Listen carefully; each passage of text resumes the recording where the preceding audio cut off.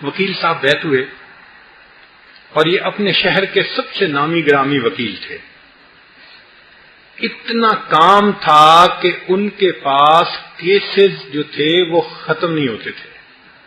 آگے اسسٹنٹ رکھے ہوئے تھے اور وکیل رکھے ہوئے تھے. ایک وقت میں درجنوں مقدمے ہوتے تھے، اور امیروں کے اور انڈسٹری والوں کے اور بزنس والوں کے.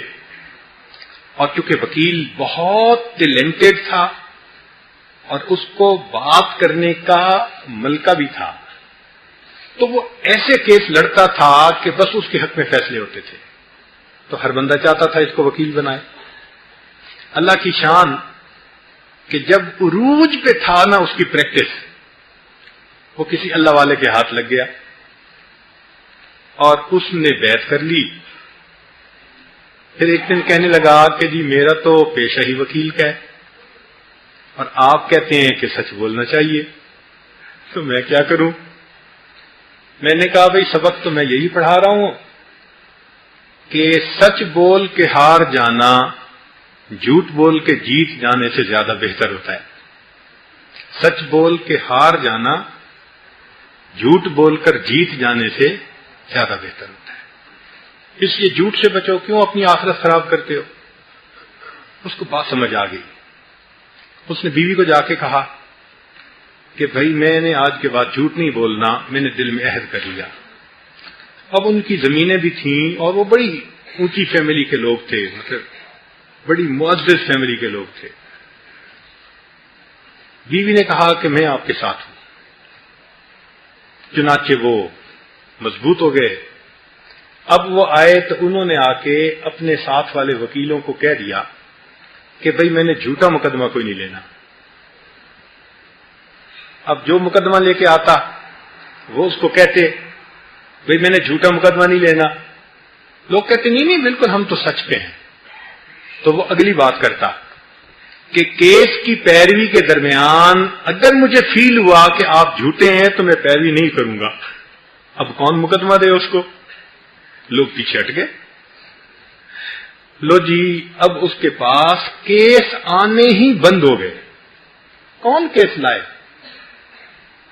وہ بندہ جو پورے شہر میں ٹاپ کے اوپر تھا.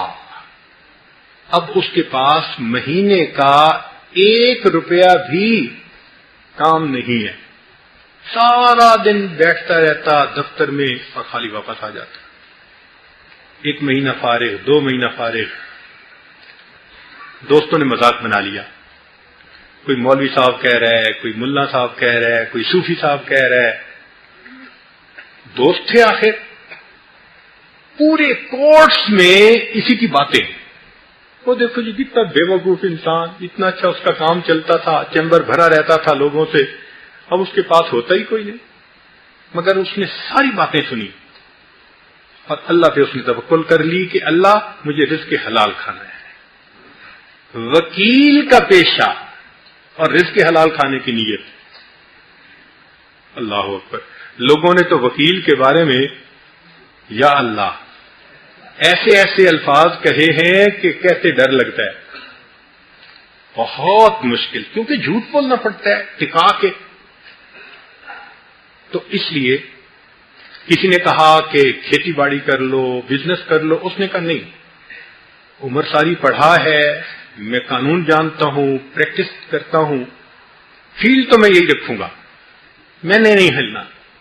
لو جی اس بندے کے اوپر 2 سال آزمائش کے آئے. پہلا سال بہت دکھ والا تھا، دوسرا اس سے بھی زیادہ دکھ والا تھا. شہر میں لوگ ملتے تو باتیں کرتے، رشتہ دار باتیں کرتے، عورتیں رشتہ دار باتیں کرتی، لوگ بے وقوف سمجھتے، لوگ سمجھتے اس کو تو عقل ہی نہیں ہے. تو تنگی الگ تھی، ہیوملیشن الگ تھی. مگر وہ اللہ کا بندہ جمع رہا. 2 سال کے بعد پھر اللہ نے حالات کو بدلنا شروع کیا. پھر اس کے اوپر مکی دور ختم ہوا اور مدنی دور شروع ہوا. وہ کیسے؟ کہ جو لوگ سچے مقدموں والے تھے، سارے تو جھوٹے نہیں نہ ہوتے، وہ اس کے پاس آتے اور کہتے جی ہم بالکل سچ پہ ہیں، یہ ہمارا رائٹ ہے، آپ ہمارا مقدمہ لڑیں. یہ تحقیق کرتا اور یہ مقدمہ لڑتا. اچھا، جب یہ مقدمہ لڑتا تو واقعی وہ کیس ٹھیک ہوتا؟ تو جو ججز تھے نا علاقے کے، انہوں نے فیل کیا کہ یہ بندہ، جیسے لوگ کہتے ہیں نا کہ جھوٹ والا مقدمہ لیتا ہی نہیں ہے، یہ لیتا ہی ٹھیک مقدمہ ہے۔ چنانچہ ایک مقدمہ انہوں نے اس کا دیکھا ٹھیک تھا، دوسرا ٹھیک تھا۔ جب 15-20 مقدمے انہوں نے چیک کر لیے نا تو ان کو ایک اعتماد ہو گیا۔ اب نتیجہ کیا نکلا کہ جو مقدمہ لے کے جاتا اس کے حق میں فیصلہ۔ اب جو سچ پہ تھے اور امیر تھے وہ بھی آنے لگ گئے کہ جی ہمارا مقدمہ بھی بالکل ٹھیک ہے۔ وہ جی اس لوگوں کو پتہ چل گیا کہ یہ جس مقدمے کو لے کے جائے گا جج شکل دیکھتے اس کے حق میں فیصلہ کر دے گا۔ اللہ کی شان کے تیسرے سال میں اتنا کام اس کے پاس آیا کہ جو پہلے 2 سالوں میں نہیں کماتا تھا وہ اس نے 1 سال میں کمایا۔ ابھی 1 سال میں کمایا تھا۔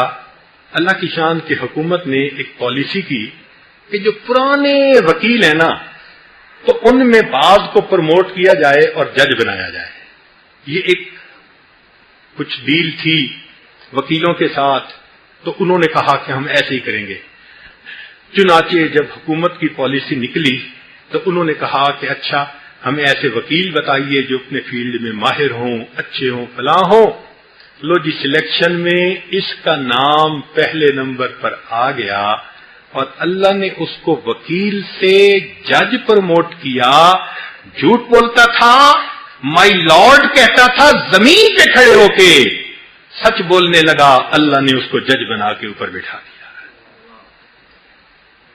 میرے بندے، رزق تو میں دیتا ہوں نا، تمہاری جھوٹ پہ نظر رہے گی، میں تمہیں زمین پہ رکھوں گا، تم سچ کو اپناؤ گے، میں تمہیں تخت پہ بٹھاؤں گا۔